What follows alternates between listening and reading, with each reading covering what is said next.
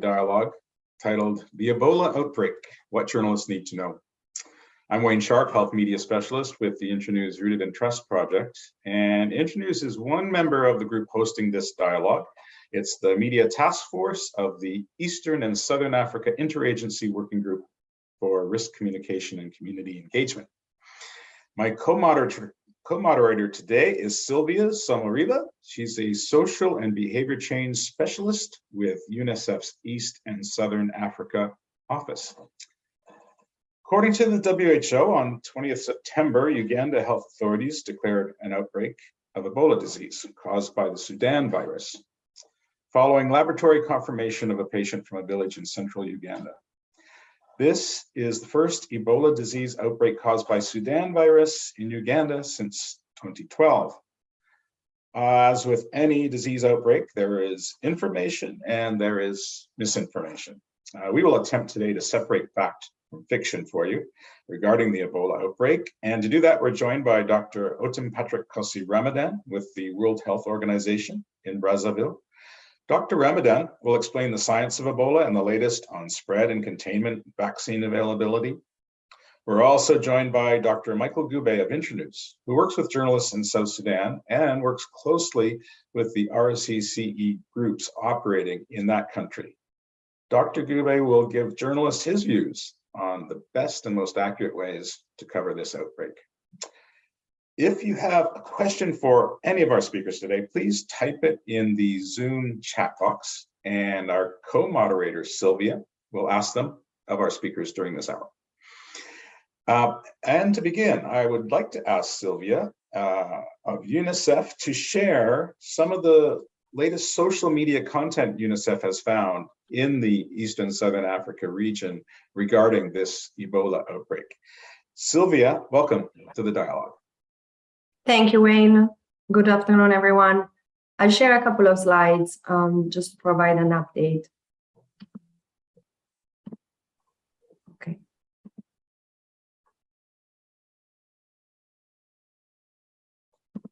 Okay. Let me know if you have any issues viewing my screen. So I'll provide a quick update on the online social listening insights. This is based on an analysis we've been working on with the African Infodemic Response Alliance, which is, as you know, led by WHO. And we've been looking at common themes in online conversations about Ebola and also information gaps. So in terms of the key narratives we're seeing over the past couple of weeks, we tracked several rumors around the number of cases, around location of cases, both in Uganda and in nearby countries. We are seeing that online users are sharing a lot of concerns related to the virus spreading across borders and border safety. There also is still a part of the user base that is kind of denying the existence of the virus or the severity of the outbreak and of the situation, though we have actually observed a decline in this type of denialist narrative over the past few days. And that kind of has gone along with an increase in conversations around preventive practices. We're seeing a lot more content shared on the symptoms, how to recognize, and also on prevention and transmission modalities as well. The last point that I wanted to raise here is related to conversations around the healthcare workers' safety and concerns about whether healthcare workers are receiving enough support. This has been a key topic of conversation, particularly after there was a first death reported. And also, I think a few hours ago, there was a second one reported as well among healthcare workers. So this has been a big concern and topic of conversation in online platforms. In terms of information gaps, we are seeing that there is confusion around treatment and vaccines. Hopefully, I'm sure today this will be part of the conversation. Especially where we're seeing a lot of this confusion early in the outbreak, but still tracking some of that. There are rumors around what happens in isolation centers, with some users referring to them as death houses. And also, finally, there is some misinformation that was tracked by IRA on safe and dignified burials, with some users on messaging apps saying that it's not clear what happens to the bodies of people who die with the virus, and suggesting that response teams are not acting ethically and concerned about sort of what happens to the bodies of their loved ones. So this is just in a nutshell some of the key trends, but of course happy to take any questions later, and I'm sure a lot of this will also come up in the Q&A afterwards. Thanks. Over to you, Wayne. Thanks very much, Sylvia. Now, Dr. Otim Patrick Cossy Ramadan is the regional epidemiologist and the focal person for COVID-19 response at the WHO Emergency Hub. Dr. Ramadan is a public health expert with more than 10 years experience in emergency preparedness and response, health and humanitarian crises, and public health surveillance in South Sudan, Uganda, Sierra Leone, Zimbabwe, Nigeria, and South Africa. Dr. Ramadan has joined us before in the dialogue. Today, he will update us on what we need to know about this current Ebola outbreak. Dr. Ramadan, welcome back to the dialogue. Thank you, Wayne, and good afternoon to our viewers and listeners. It's very good to join you today. And just to add that I am actually the incident manager for the Ebola response at the WHO Regional Office for Africa. So I'm coordinating the WHO response from this point to support our colleagues in Uganda who are leading this response. So it's a pleasure to join colleagues and talk about this topic. So I'll try to give some quick facts. I try to put this in terms of the questions that people are asking. So I want to try and address those questions. And then if there are other questions, we'll try to talk about them. So I hope we'll have enough time to clarify all the concerns that colleagues have. So, okay, let's move on to the next slide. Okay, so I said I'll be focusing on the key questions that people have on Ebola. So starting with the first one, which is the what is Ebola? Because this question has been on people's minds a lot lately. If you can move to the next slide, please.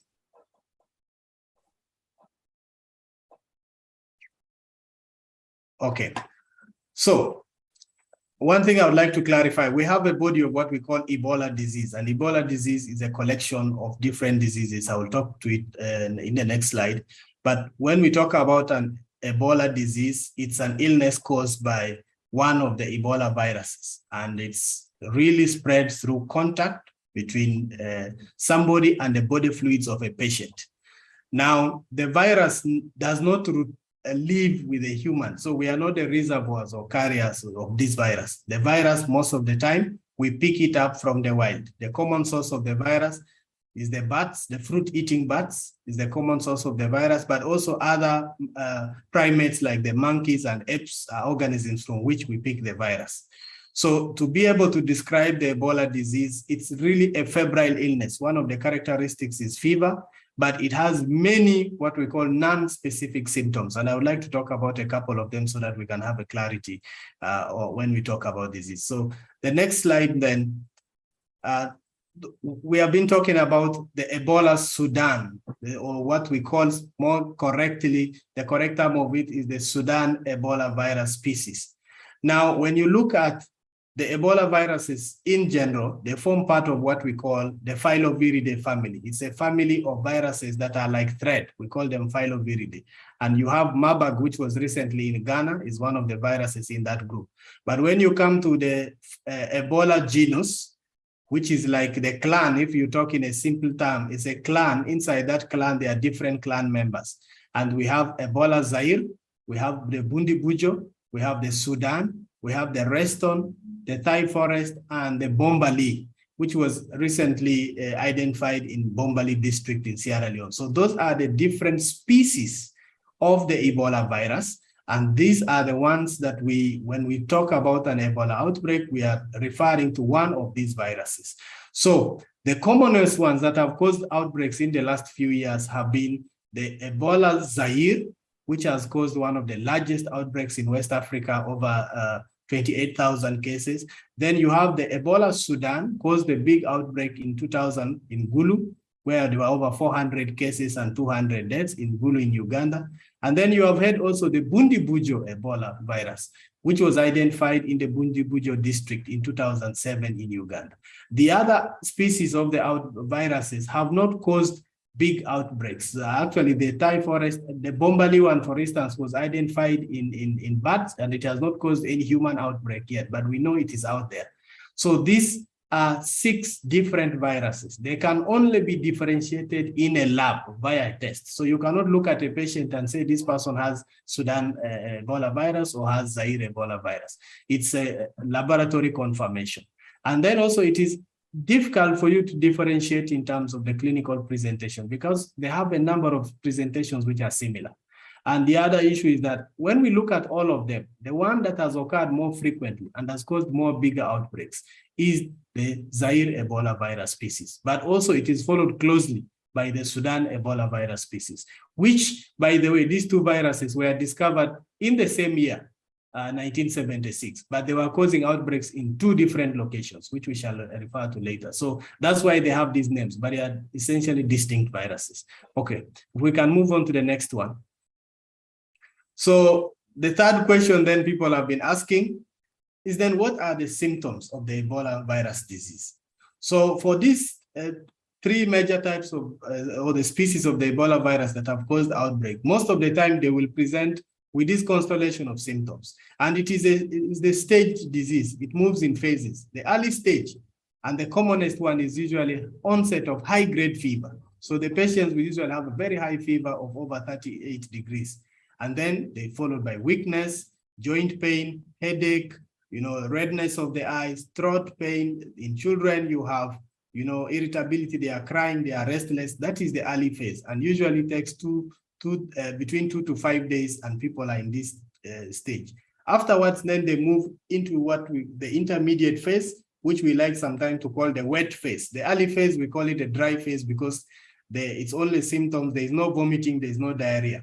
In the next phase, they now move to the intermediate phase where they have diarrhea. It can be bloody or not. They have vomiting, they have chest pain, they have, sometimes rarely skin rashes. And after that wet phase, they now moved into the advanced phase, which is very, very critical. Most times is when they get the bleeding complications. And when they are in that phase, it is very, very difficult sometimes to reverse this. So if you get a patient in the early phase, they have a higher chance of surviving when you're managing them than somebody who comes in the advanced stage. Now, I also want to emphasize that if you look at the symptoms in the early stage, these symptoms look like typhoid, they look like malaria, they look like brucellosis, they look like the most common diseases that we have. So if a person comes in the early stage, it is difficult for a healthcare worker to say this person could be a case of Ebola because these symptoms are commonly seen every day in the clinic when people come with malaria, they come with typhoid, they come with bacterial infection, gastritis. So all these things, that is why in the early phase, many healthcare workers get infected because they treat these patients. They think these are normal malaria cases. They touch them without protection, not knowing that this is actually an Ebola case. So those are the symptoms that we see. The 4th question, next slide. So now talking about the spread, if you can move, yes, how is Ebola transmission happening? So we have what we call primary transmission and secondary transmission. So I will focus more on the secondary transmission. The primary transmission is what happens in the wild, the zoonotic spread, where the virus spreads amongst the animals, different species of primates, and then when one human being comes in contact. So routinely, these animals and birds are interacting and the virus is circulating amongst them. If no human being comes in contact with them, we will not get the disease. So when somebody kills one of these animals, then the virus now jumps from the primary transmission to an infected person. Usually we have one person, like this man coming there, he went to hunting, he has come with the meat. He will share it with the family and the wife will cook. So then you have the disease now starting to spread. So the secondary transmission is now what spreads person to person that I want to explain a little bit. If you can move on to the next slide. So the spread is really in terms of the contact. The main mode of transmission is contact. Next slide, please. And the contact with body fluids such as saliva, such as urine, such as blood, and all these are things that transmit the virus. So for the first person who gets it from the animal, he will pass it to the next person through contact with infected body fluids. It can also be passed from person to another with contaminated linens in the house. When I was in Sierra Leone, during the Ebola outbreak of 2014, we had a number of transmissions that were related to people using bed sheets of somebody who was sick, and this person died and the bed sheet was not decontaminated, and then another person used it, they would get the infection. So that transmission, what we call the fomite transmission, if the person was vomiting on those beddings and somebody else uses that transmission can happen. But we have also documented sexual transmission in terms of people who survive. If a man survives, the virus likes to hide in the testes. So it's one of the ways that has been documented that some months after this person has recovered, they can still be able to pass on it. But it's a very rare, but it's not totally unlikely. It has been happening. We have documented few cases. And also the chances are there for transmission from breast milk, but studies have shown that 2 months after recovery, there is no longer a virus in the breast milk. But in the early phases, when the mother has just suffered the disease or has recovered, if she's sick and the child is breastfeeding, it's very easy for the child to be able to pick. Now, the other important thing is that the incubation period of this virus, when you get in contact with the body fluid of a sick person, it takes between 2 to 21 days for you to develop symptoms. And it's a very long period. Sometimes somebody can travel very far within 2 to 21 days, and it becomes very difficult to trace where did this person get exposed, because he has been in so many places in 21 days. But the other critical thing about Ebola, unlike other viruses, the person cannot spread the virus when they don't have symptoms. So the moment the person starts having headache or joint pain, those early symptoms, that is the point where this person is infectious. This point helps us because we are able to trace contacts based on that. From the day you started having headache, who are the people, or fever, who are the people you came in contact with? So that is critical. So the person-to-person transmission, the body fluids are very, very big determinants. So the bloody diarrhea, the vomiting, the sweats, you touch the skin of the person, you get this. But I wanted to emphasize that there are 3 main routes that this virus now enters, and those are the weakest points in the body. So you have the eyes, the nose, and the mouth. And that's why when we are preaching to the community, we always emphasize the hand washing as a critical point of prevention. Because when you come in contact with these body fluids, you will then move the virus with your hands into your mouth or to your nose or to your eye, which are the weakest parts of the body. Or if you have a broken cut wound on your body, it's easier for the virus to enter there. So it's very, very important when we are talking about prevention that people understand the main routes of entry of the virus and the significance of hand hygiene in preventing transmission, making sure that people do not touch their faces and nose after they have come in contact with any person. And we really recommend that if you are not a healthcare worker and somebody is sick, please just call on the health authorities. The health workers have been trained. They are better equipped to handle a sick person because you will expose yourself. Next slide, please. So the transmission is important. So looking at the person-to-person spread, but I also wanted to highlight down on the screen, the right-hand side, the right bottom corner of the screen, the transmission in health facilities. Because when we are sick, we all go to health facilities. And if people, the healthcare workers do not know that this person is a suspected case of Ebola, they will treat this person, you know, without the necessary protection. So having the necessary protection is key. And in this outbreak in Uganda, we have seen a number of healthcare workers who were exposed, and all of them at the early phase of this outbreak, when they did not know that this person they were treating was an Ebola case. For instance, unfortunately, the doctor and the anesthesiologist who died, they went to operate on someone who had abdominal pain. And that abdominal pain was not due to the usual cause, which is intestinal obstruction. It was due to Ebola. And this person did not make it and they got exposed. So it is really, really important also that people who have been in contact with a case, when they go to a health facility, they tell the authorities that I think I was in contact with somebody. So you protect the healthcare workers and also protect the rest of the people in the health facility. And the other picture up there is also the issue of dead bodies. So dead bodies are when a person dies from Ebola, within the first few hours after the death, there's a lot of virus on the body. And so when people touch the body and they try to prepare it to bury without proper protection, it exposes a lot of people and they become infected. And in this outbreak in Uganda, because of those 6 community deaths that happened, a number of the cases we are seeing are people who participated in funerals of the people who had died. So it's a very, very big preventive measure that we have to always allow the health authorities to be the one, because the healthcare workers are trained and they have PPE to conduct those burials. Next slide, please. Now, the question that has been coming a lot, what is the difference between the Ebola Zaire and then the Sudan? I have tried to mention earlier. So these are totally different viruses. They all belong in the same genus, but they are different. The Ebola Zaire was identified in 1976 in the Yambuku area in the then Zaire, present-day DRC. In the same year, there was a similar outbreak in the southern part of the Sudan, then, which is the present-day Sudan in Zara County, and the 2 viruses were isolated from there.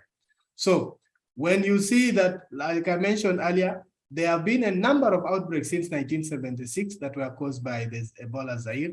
There have been fewer ones that have been caused by this Sudan Ebola species. And we have seen that in those big outbreaks, the number of outbreaks that Ebola Zaire has caused, the case fatality rate is always high. So it is between 60 and 100%.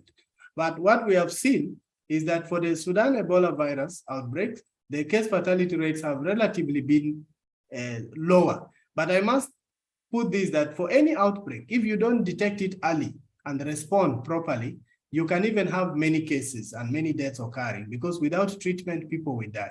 So it's important that when we are doing this comparison, we know that one, the Sudan Ebola virus outbreak, some of them have been very small, like 3 or 4 cases. It's very difficult to compare that with an outbreak where you have 200 or 300 cases. Now, for us, scientifically speaking, the importance of the differentiation between these 2 viruses comes in these last 3 points, because the tests that we have for the Ebola Zaire, we cannot use it. Like we have a point of care test, which is called Gene Expert. Those cartridges that are used for Gene Expert for Ebola Zaire, they cannot detect the Sudan Ebola species. That's why it is important for us to differentiate.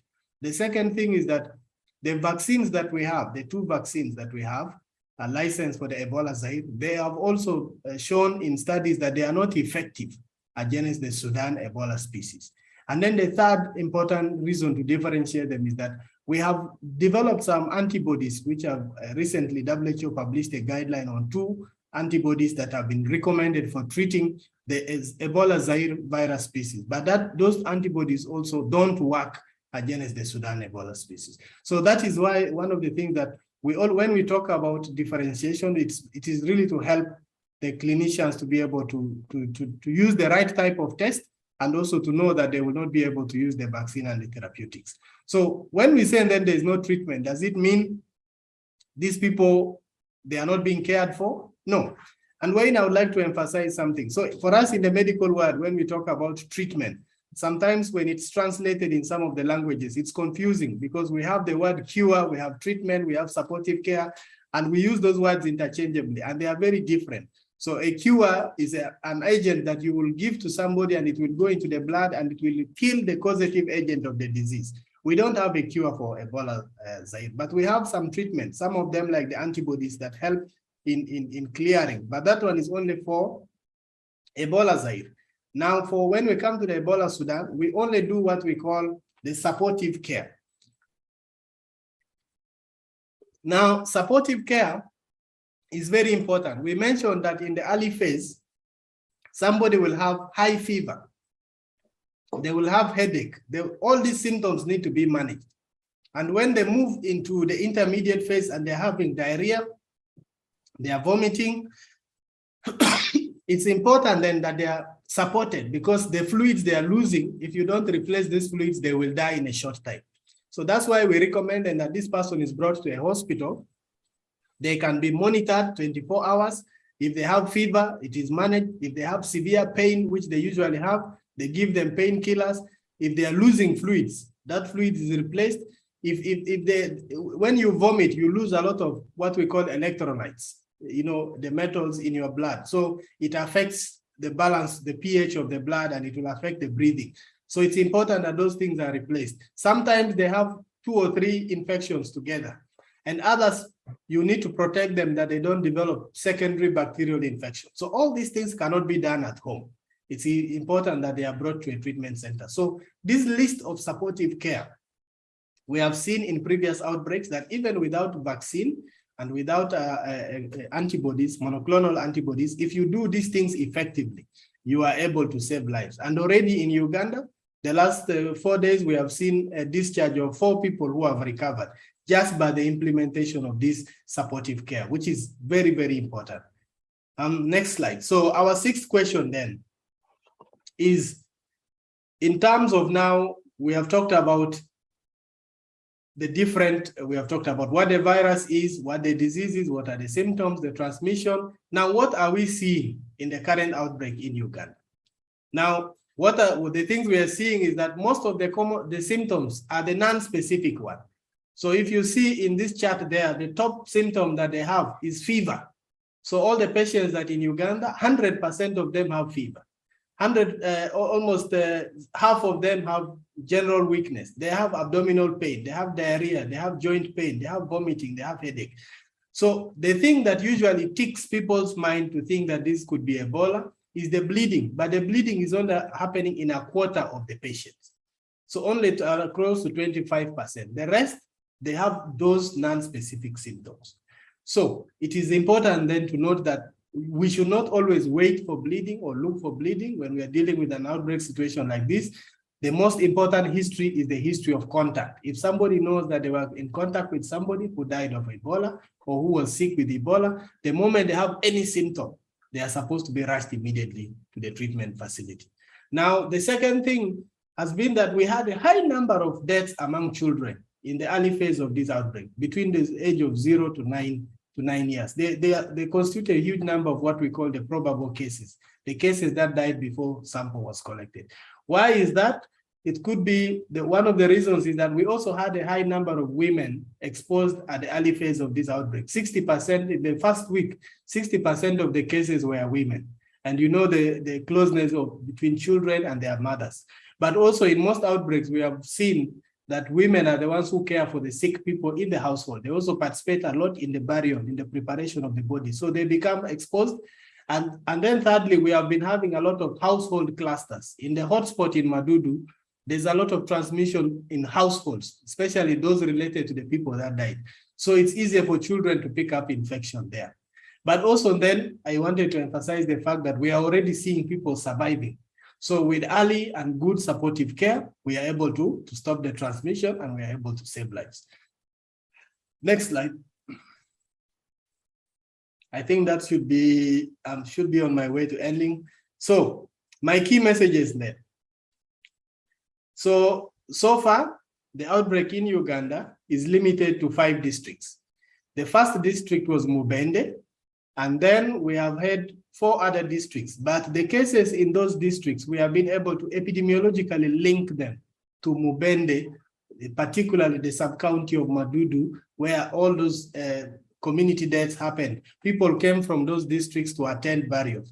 The other 2 districts are healthcare workers who went there. In Bunyangabo, it was a medical intern who was in that hospital of Mubende. He went home, he developed symptoms. In Kagadi, it was a healthcare worker. So the transmission, most of it is within Mubende. The few cases in the other districts have been able to link them. Secondly, there is no case confirmed currently from any of the neighboring countries. So the 6 countries neighboring Uganda, there has been no confirmed case. The other important message is then that we are really working, all the partners across board and the government, to contain this outbreak in the affected districts. And it's very, very important then that we continue to collaborate and work to ensure that we stop this transmission as soon as possible. I want to summarize on the risk factors when we are communicating to the public. The risk factor of spread is contact with body fluids of a sick person or the dead body of somebody who died from the Ebola Sudan disease. The second one then is contamination. You know, with you may pick the contamination from somebody else. If somebody was caring for a sick person and they didn't wash their hands and they come and touch you, you can as well get that virus from there. So that those cross contaminations do happen. In this particular outbreak, we have not seen this transmission of sexual transmission, but it's one of the ways through which that virus can spread. And when people are beginning to recover like this, we always do health education for them and counsel them against having sex intercourse immediately after recovery, because then particularly for the males, the viruses are a lot still in the semen that they can be able to transmit. For the breast milk, as I mentioned earlier, for lactating mothers, up to 2 months after they recovered from the disease. And the issue of the dead bodies, really touching the dead bodies is a big risk for transmission. So prevention is very important. What are the key issues? I've talked about hand washing, avoiding contact with the fluids, avoiding contact with semen of people who have just recovered, avoiding contact with items of person who has died or who was sick from Ebola, avoiding participating or in these cultural practices of washing dead bodies, and then avoiding contacts with the bats and particularly those animals that we mentioned, because they are the source of the primary transmission. So those are key prevention measures. The next slide. Now, we have mentioned, and this is very important, the incubation period, 2 to 21 days. Some people have been asking, why do we follow up contacts for 21 days? It's important that we follow the contact for 21 days because that's the maximum incubation period. So any person who comes in contact with a case of Ebola, we have to follow them for 21 days. If they don't develop any symptoms after 21 days, we leave them. The other most important is that any person who was a contact is not a suspected case until they develop symptoms. And they cannot transmit to another person until they develop symptoms. So that point of symptom onset is very important. That's the point where somebody becomes highly infectious. So the contact follow-up and monitoring is very important. Why? We want to know the moment this person develops symptoms so that we can remove this person quickly from the community and take them to the isolation center. Identification of cases early helps us to protect the home state and the community by removing people who would be infectious from the community and taking them to a treatment center. And then it also helps this person to start getting care immediately so that they don't go on to those advanced stages that we talked about. Now, treatment centers are really not places where bad things are happening and people are able to see into the treatment center. We encourage these days to use transparent materials. People can see what is going on there. There's nothing harmful being done to the people who are being cared for there. And then the last issue that I want to talk about. So we currently do not have a vaccine, but there is already promising signs.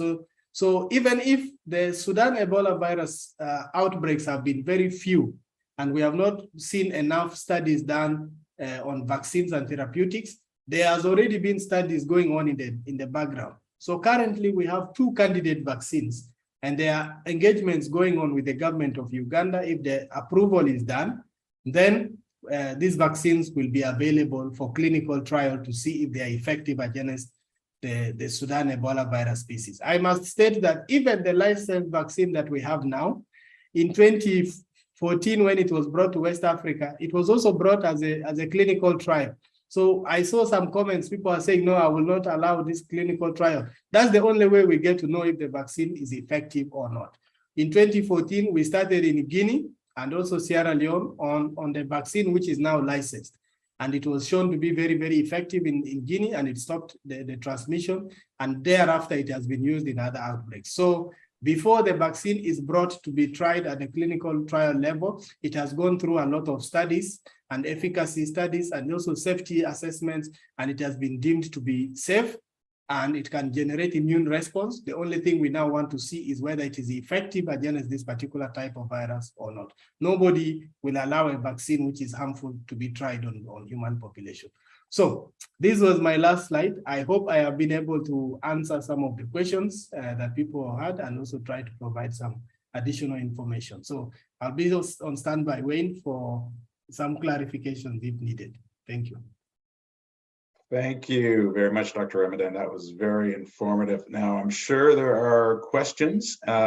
Sylvia, do you have some questions to share with Dr. Ramadan? Yes, thanks. There are a few questions, both in the chat and then that were submitted with the registration. Maybe I'll just give you 2 or 3 questions and you can kind of provide a general response. But a couple of the questions are, why are we seeing a recurrence? Like we are seeing Ebola, of course, outbreaks in the past. So why occasionally this happens?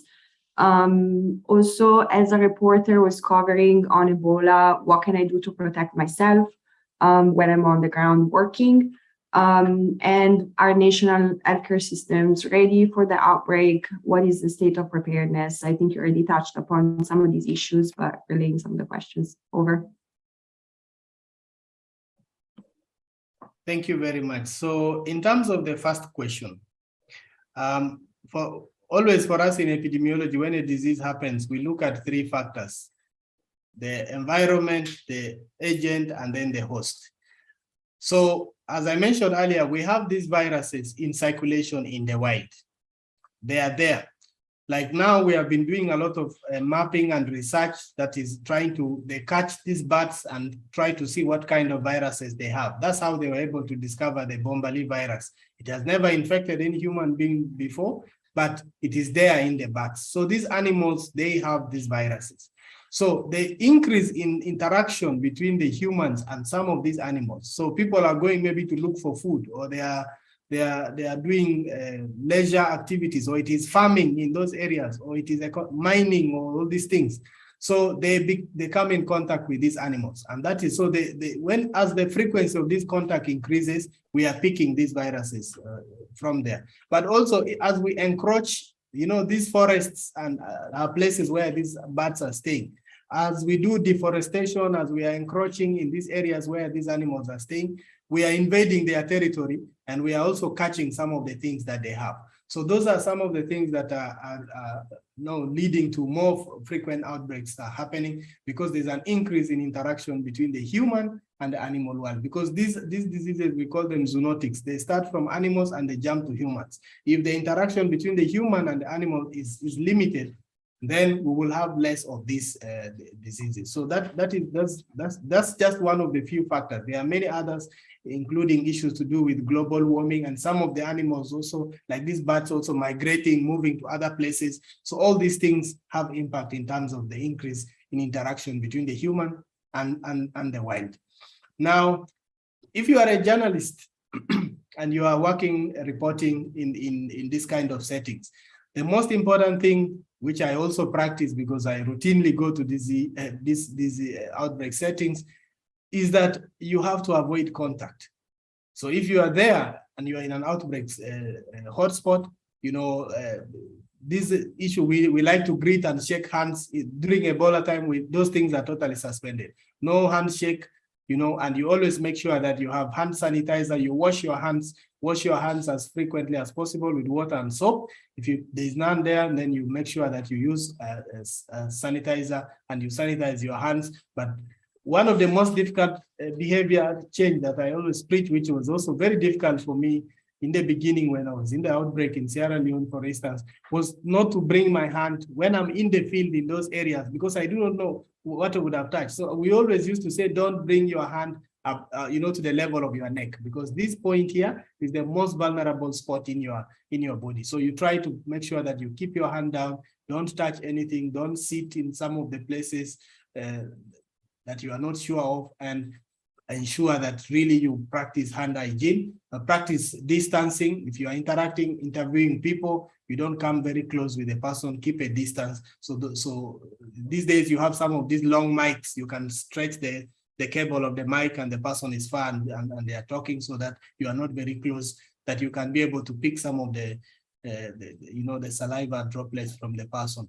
So those are some of the things that is, but avoiding contact and practicing hand hygiene, and even cough etiquette. All these things are very, very important for prevention when you're in the field. In terms of readiness, so we are working with countries neighboring Uganda to scale up their readiness. So their surveillance system to be sensitive enough to be able to pick any imported case, the laboratory capacity to test and confirm, the isolation sites to be ready to receive any suspected case, manage safely. So all these measures are being put in place. And the most important measure is the awareness of the population. That one, if somebody traveled from an outbreak area, that wherever they go and they develop symptoms, they have to self-declare, report to the health workers that I was in this place and I have fever, I have this symptom. That way you will protect your family, protect the rest of the people.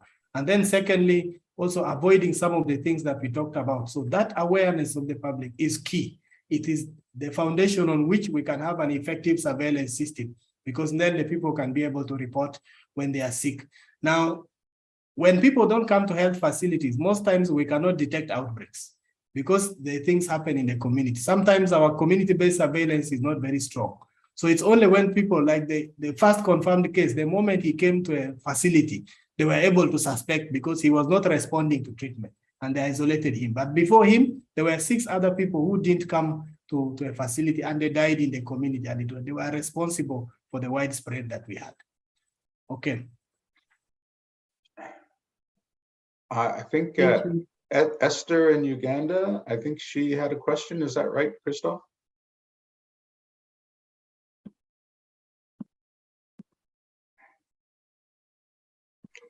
Yes, I saw. Yes, thank you very much, Dr. Otim. I've got 2 questions.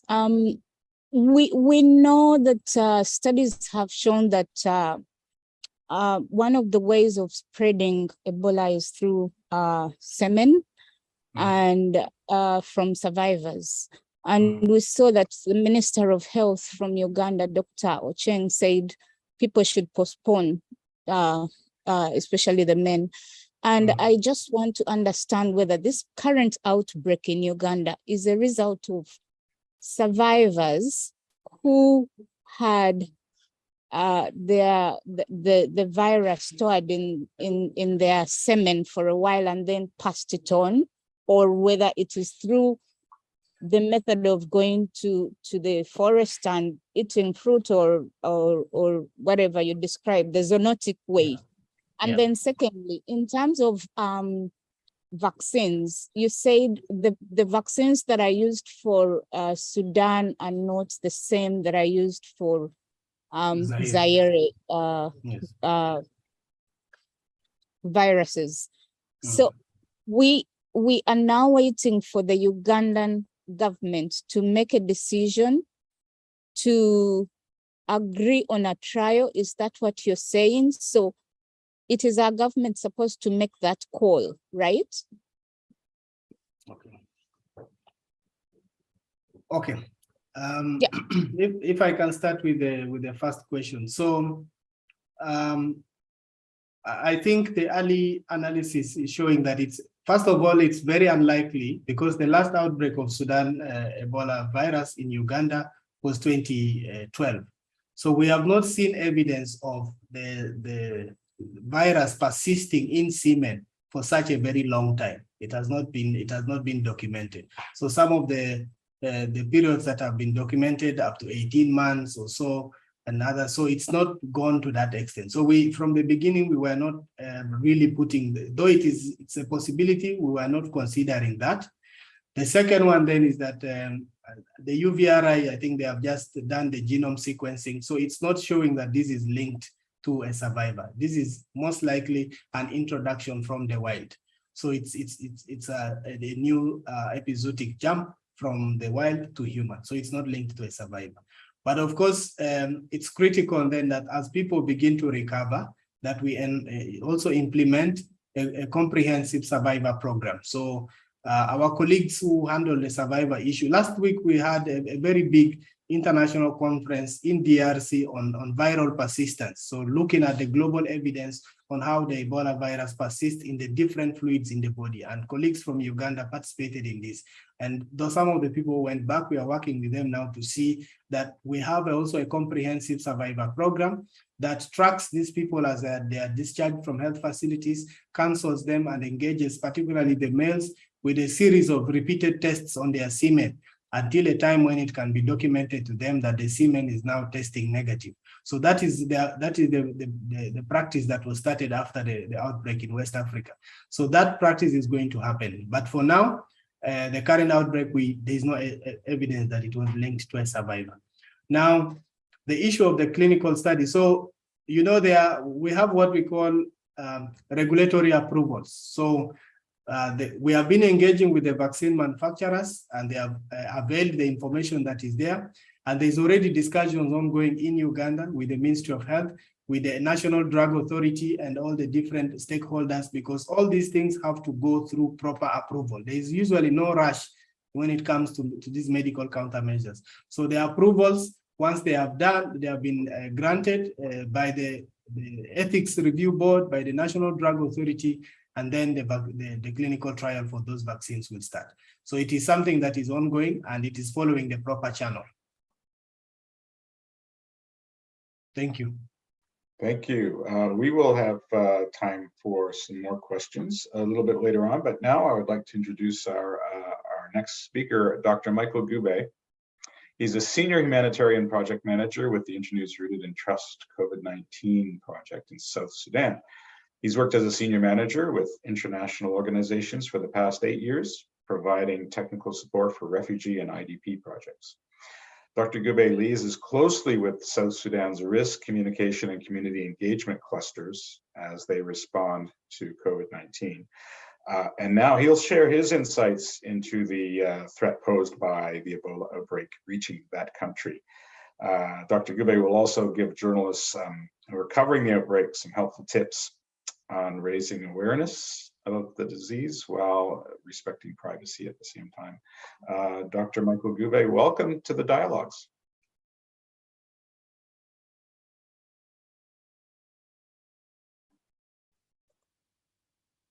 Can you hear me? Yes, we can hear you. Welcome. Yes. Sorry, I could not use it. I did not allow me to use my video.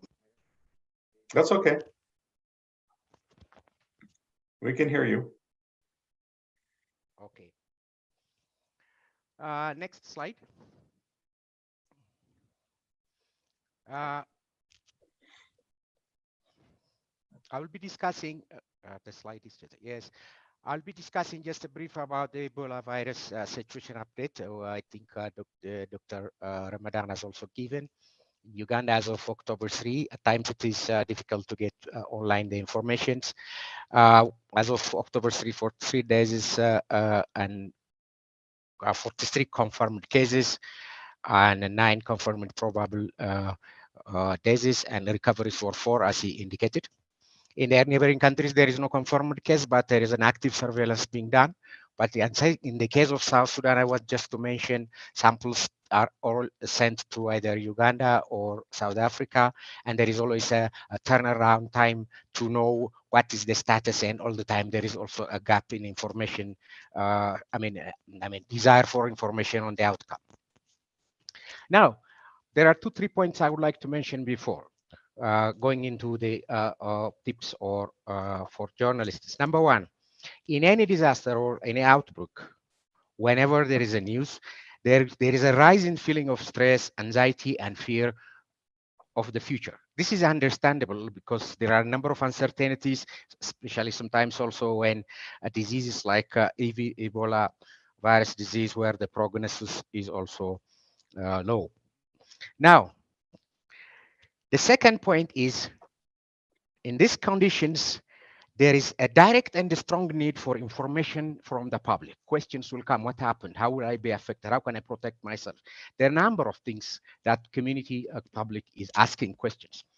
Thirdly, whether the medium of communication, whatever it is, risk communication is so vital. And the local media, most the risk communication guidelines identify the local media journalists as important target group for communication because they are closer to the community and linking with the experts and authorities.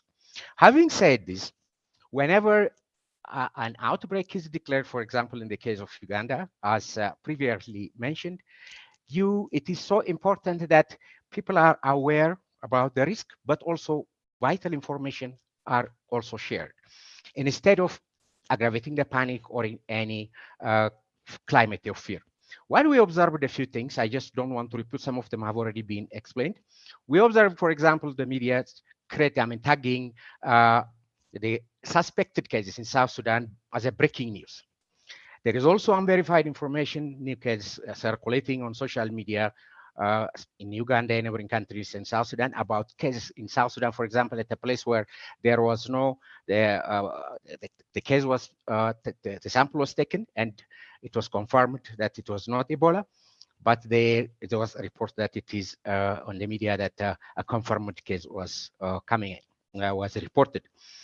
Again, there is a general climate of fear in places where we have seen from the reports in the Minister of Health in Uganda, people are moving away from places where there are cases confirmed, and also fear about further spread to other countries and requests for border closure.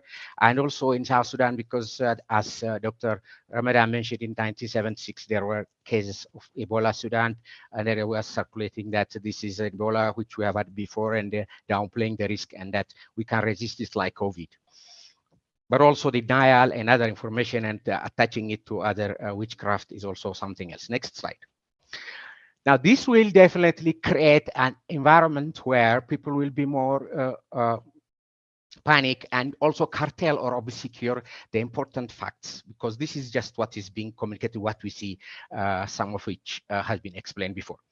Now, journalists, especially in the beginning phase, when it is declared and all this environment of climate of fear and also suspicion, uncertainties are so important to be careful on how to report and also provide the basic and most important information. The media coverage is just of this news is just to raise awareness of the risk of Ebola, that's the existence, and at least raise the public perception of risk so that people will be more willing to protect themselves. So this is what, but it is so important they accompany the information with what to do and how to protect themselves in the basic. So in doing so, journalists need to avoid treating any suspected cases and confirmed cases, exaggerating as a breaking news. And also in general, we need to use socially acceptable language, and we need to talk to officials and this information to health officials. We have definitely, sometimes there is the relationship between health humanitarian actors and the journalists is an issue that's learning from that. From South Sudan, for example, we have a WhatsApp group where WHO, UNICEF, Ministry of Health, and the Journalists Association, journalists are there daily communicating, because it was a challenge that we learned before, in addition to daily or weekly briefings. That's good. So journalists have to also remind readers about the basic precautions and be inquisitive and learn themselves. A stigma is real, and we have seen during the COVID-19 when it came, and initially people who are confirmed cases who are released by the media belonging to who works to this place and identifying them, and there was a big problem targeting these people and trying to discriminate and even socially exclude. This has a very negative effect on our surveillance and also preventive efforts. So it is so important to avoid mentioning names, showing photos and insensitive language, and also making sure that if people are willing, survivors can also contribute to reducing stigma, sharing through their stories. Next slide.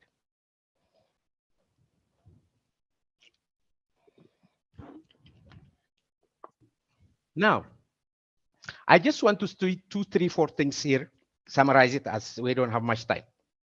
What we learned in the COVID and before is about, it is important to understand the basic and the background about the situation and have a well-researched information before communicating. And it's also important to have contact list of people. As previously asked, that there was a gap and difficulty meeting, interviewing experts at that time during COVID time. And it is so important journalists observe the necessary SOPs, because they are also individuals who are, have families and the communities, but also they have to be leaders and also journalists communicating with the community. It is important to protect themselves, and they have to be prepared with all the equipments and any information they have to get. It should not be from one-sided, but it should be from 2-3 sources to triangulate the information and have a data.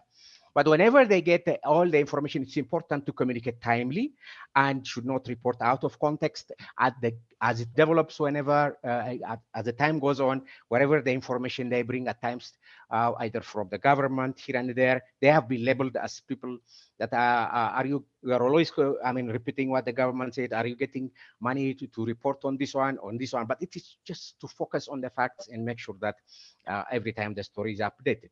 Next slide.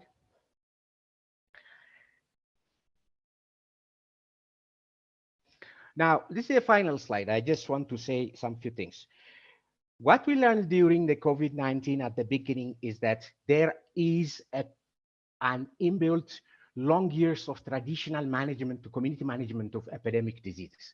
People have been, for example, in my place, South Sudan, have been exposed to a number of epidemics. And if you talk, discuss, and know, there are ways people manage for long years that can be capitalized and can be linked to augmenting the preparedness and response. An example is, for example, a research done by Rift Valley Institute about community management of epidemic diseases in South Sudan.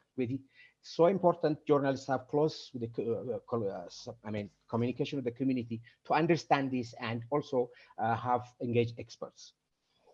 Now, we know journalists should know their basics. This is one of the important values during COVID response and previously.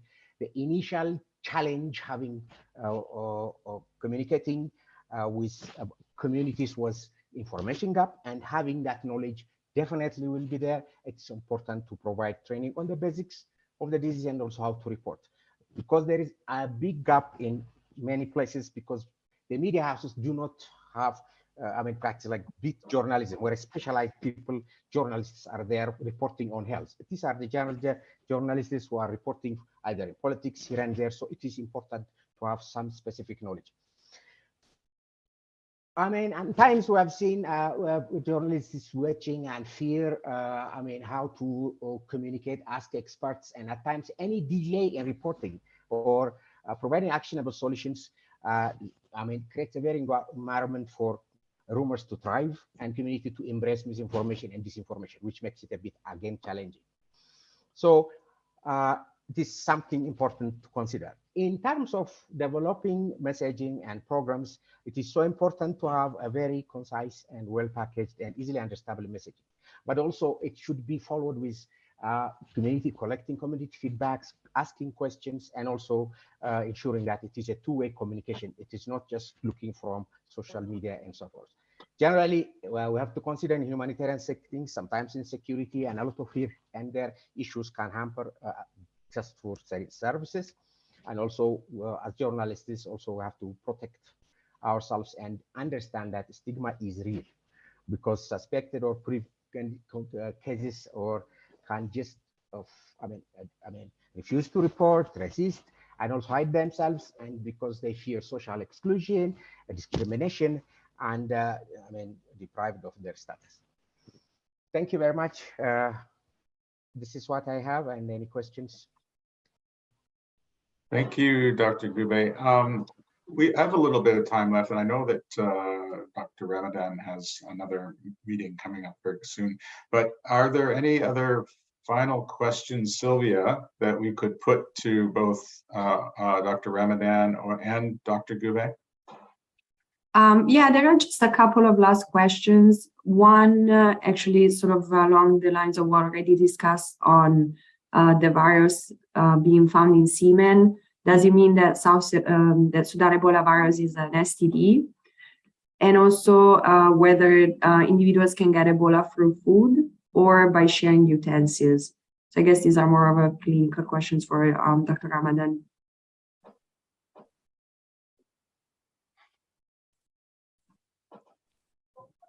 Thank you. So for the first question, the Ebola viruses generally, they are not classified as STDs. They are not STDs. Now, the what happens with the virus is what I was trying to describe, is what we call viral persistence. So when your body fights the virus, it retreats and it goes to hide in some places. We call them immunologically privileged sites. It's some sites where the antibodies sometimes do not reach. So the virus retreats and hides in some of these places. In the men, it prefers in the testes, but it also hides in the what we call the cerebrospinal space, where there's that fluid that moves around the brain. Also, it has been able to hide in the eyes, those fluid in the eyes, and also sometimes in the breast milk for a very short time, and also for very short time in the vaginal fluids. It's been a very short time, not long like in the. So the longest time that we have documented is in the testes, where it hides and comes out in semen. So it is just a mechanism for the virus to try to survive being cleared by the antibodies. That's why it hides there. And then gradually it gets cleared. So it's not really STD. It's just that the virus has gotten a place to hide, and eventually it gets cleared with time. Some people can clear it in a very short time, others clear it in a very long time. So the period given, 6 months to 1 year, like the Ugandan Minister of Health was mentioning, is really, it varies from individual to individual. So that's the short answer to that. In terms of food, utensils and so generally, some of the items that are used by a sick person, especially when they are in the wet phase, they are vomiting, they are producing a lot of body fluids and so, and we say that these body fluids are infectious.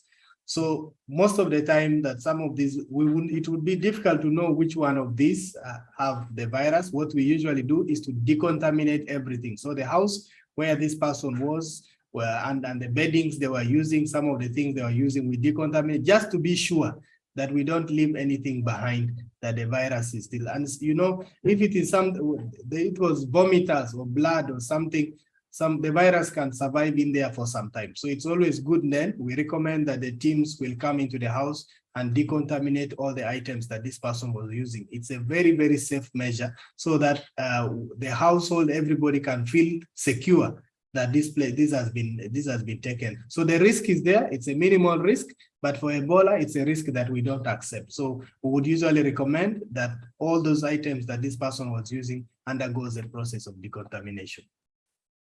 I don't know if there's any other question that I left. I think those were the, those were the main ones. You covered everything. Thank you so much. I don't see any additional question at this point. Thanks. Yeah.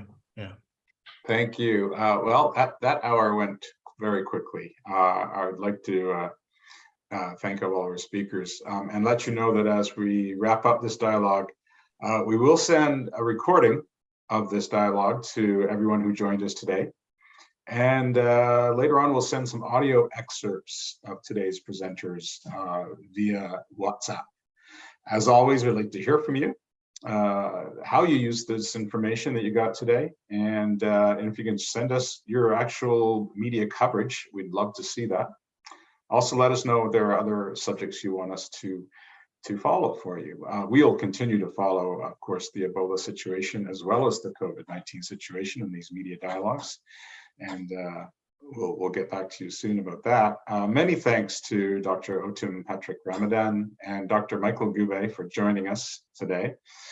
And until next time, for Sylvia Samariva and the RCCE Media Working Group, I'm Wayne Sharp saying thanks for joining us and stay safe. Thank you. Bye, everyone.